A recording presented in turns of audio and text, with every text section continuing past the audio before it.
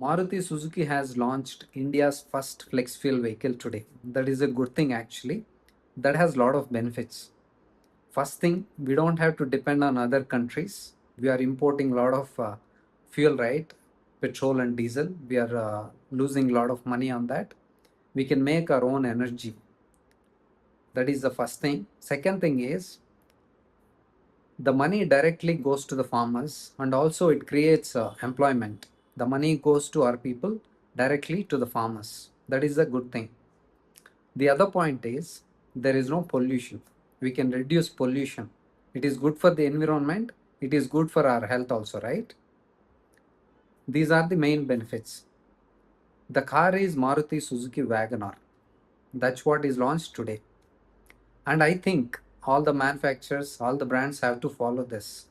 As I said, it has a lot of benefits. As I said, this is a good news for a lot of car buyers also. If you are planning to buy new car, if you are planning to upgrade from two-wheeler to four-wheeler, or if you are having old car, if you are planning to buy a new car, this is the right car actually, because going forward it will be flex fuel. As I said, all the brands are going to launch soon. They have to launch. They have a lot of benefits. And according to me, my opinion is government has to push towards hydrogen and also CBG, strong hybrid also, along with flex fuel. Now it is anyways, we are going to get flex fuel soon. 100% ethanol along with it strong hybrid. 100% ethanol along with it hydrogen. Just like CNG, we have petrol and CNG, right? In the place of CNG, we can add hydrogen. There is no pollution. We'll get a lot of mileage. We don't have to depend on any other countries. We can create our own ethanol, hydrogen, CBG. The government has to go on this direction because a lot of people are confused, right now.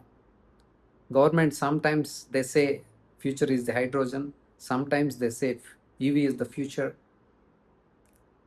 So people are getting confused. As I said, a lot of people are ready to buy cars.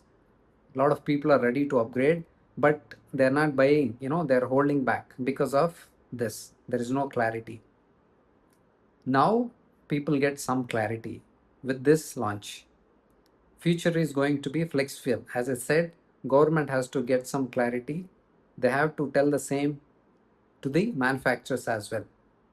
And also, according to me, I think my opinion is government has to reduce tax on flex fuel vehicles because a lot of people are having old cars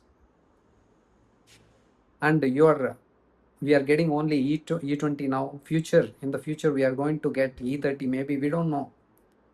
If they have to use E30 in the old cars, that is not possible.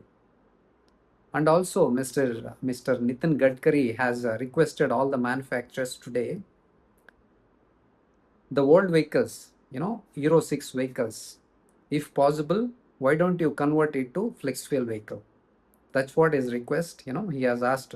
He has said this multiple times in this launch. So let us see how these manufacturers are going to respond to it. If it is possible, I think that is a good thing, if it is possible. So we can have our old vehicles, we can convert our petrol vehicles to flex fuel vehicles. Then there is no problem. You can mix E10, E20, E30, E40, E50, any ratio, any blend is fine then. But as I said, existing owners are confused. As I said, they don't know whether they're going to get E30 in the future or not. I think this is a good move.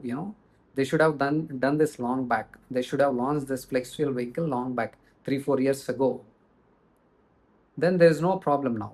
Government can mix any ratio, like 20%, 30%, 40%, anything is fine. So what do you think about this flex fuel? Do you think this is the future? Let me know your opinion in the comments.